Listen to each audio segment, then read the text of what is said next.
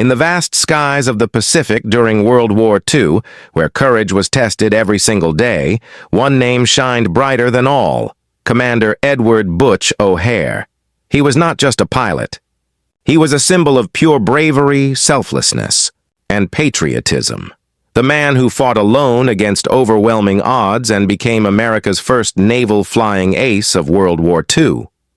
Edward Henry O'Hare was born on March 13, 1914, in St. Louis, Missouri. From a young age, he was fascinated by airplanes, speed, and adventure. His childhood was not easy.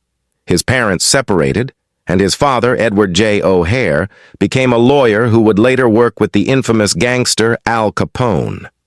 But Butch's destiny was different. He was destined not for crime or greed, but for honor and sacrifice. After finishing high school, young Butch went on to the U.S. Naval Academy at Annapolis, where his leadership and skills quickly stood out. In 1937, he graduated and joined the U.S. Navy, beginning his training as a naval aviator at Pensacola, Florida, the birthplace of naval aviation.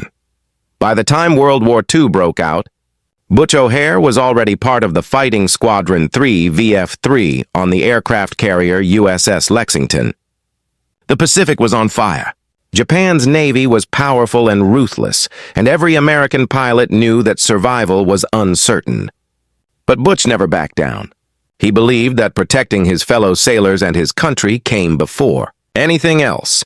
Then came the day that changed his life and the course of American naval history. February 20th, 1942, the USS Lexington was on a mission near Rabaul, a heavily fortified Japanese base. Suddenly, the radar detected a massive formation of Japanese bombers heading straight for the ship. The Lexington's fighters were all out on missions, except for 2 planes, each with 2 men. One of them was Butch O'Hare. Realizing the danger, O'Hare and his wingman, Marion D. Duff Dufillo, took off immediately. But within minutes, Dufillo's guns jammed, leaving O'Hare completely alone to face 9 heavily armed Japanese bombers racing toward his carrier.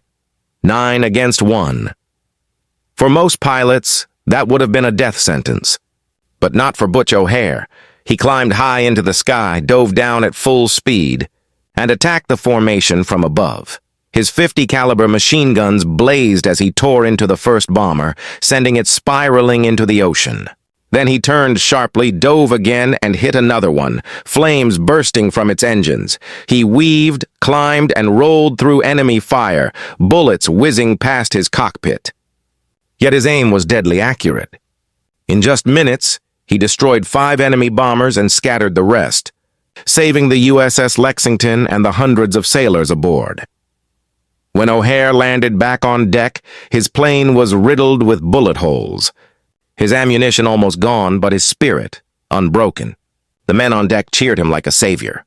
That day, one man, one pilot, had saved an entire ship. For his extraordinary heroism, President Franklin D. Roosevelt awarded him the Medal of Honor, the nation's highest military decoration. He became America's first naval flying ace and a household name. Newspapers across the country called him the one-man Air Force. But Butch was more than a hero in headlines. He was humble, loyal, and deeply patriotic.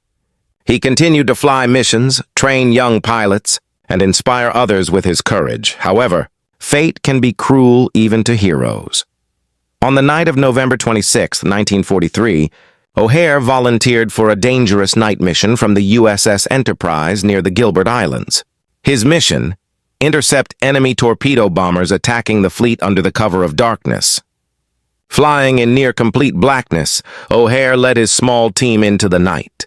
During the battle, his plane disappeared, lost in the dark Pacific waters. He was only 29 years old. His body was never found, but his legacy lived on.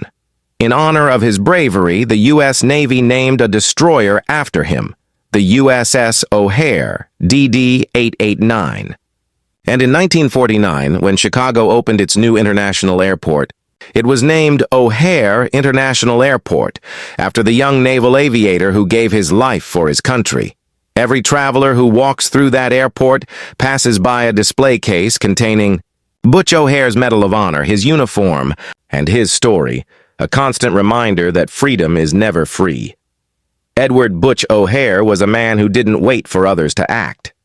He faced impossible odds alone, not for glory, but for duty.